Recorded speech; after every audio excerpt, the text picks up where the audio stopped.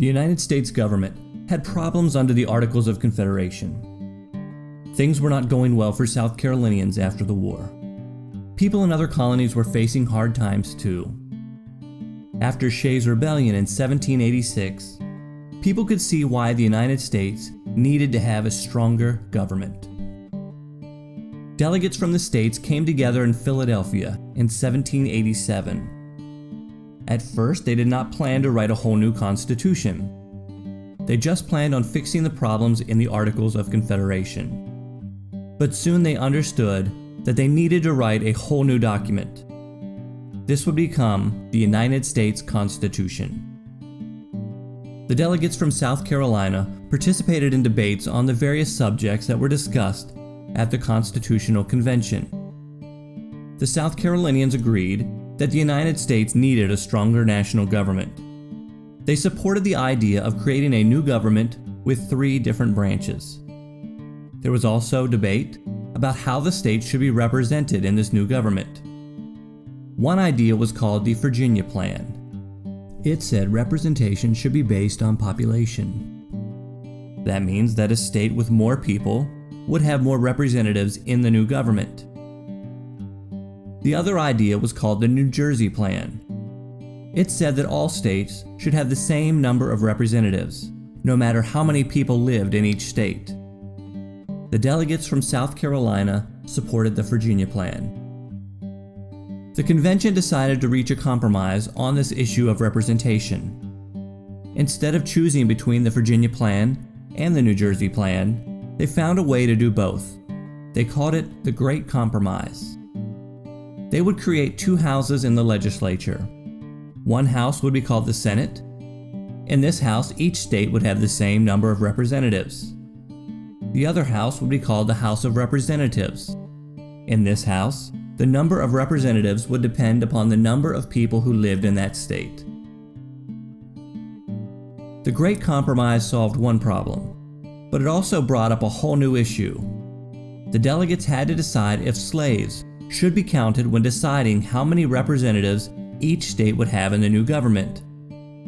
Since South Carolina had a lot of slaves, they wanted slaves to be counted as part of the state's population.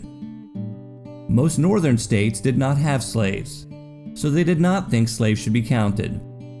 A compromise was reached. It was called the 3/5 Compromise.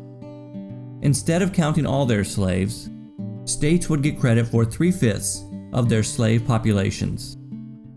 South Carolina delegates liked the idea of having a stronger government, but they worried that the new government might try to control trade. South Carolina's economy depended upon using slave labor and selling cash crops.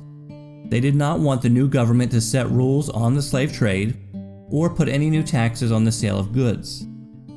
Luckily, things worked out the way they wanted. It was called the Commerce Compromise.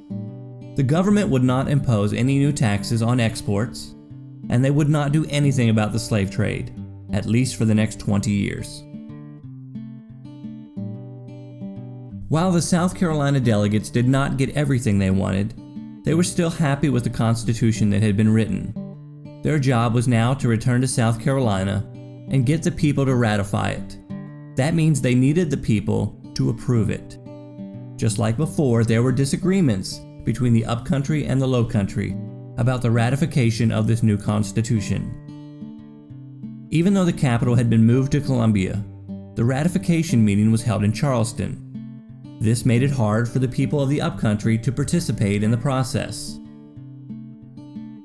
In South Carolina, just like in all states, people who supported the new Constitution were called Federalists because they wanted to see a strong federal government.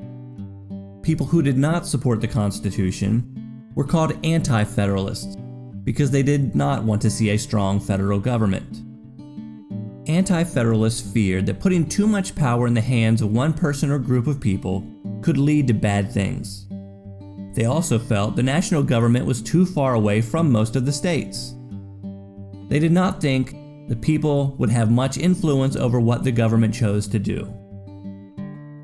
Charles Pinckney was a Federalist leader in South Carolina. He thought by having a strong government, the United States could be more influential when dealing with other nations.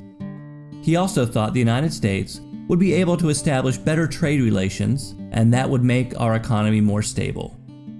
In the end, the Federalists won. South Carolina ratified the Constitution.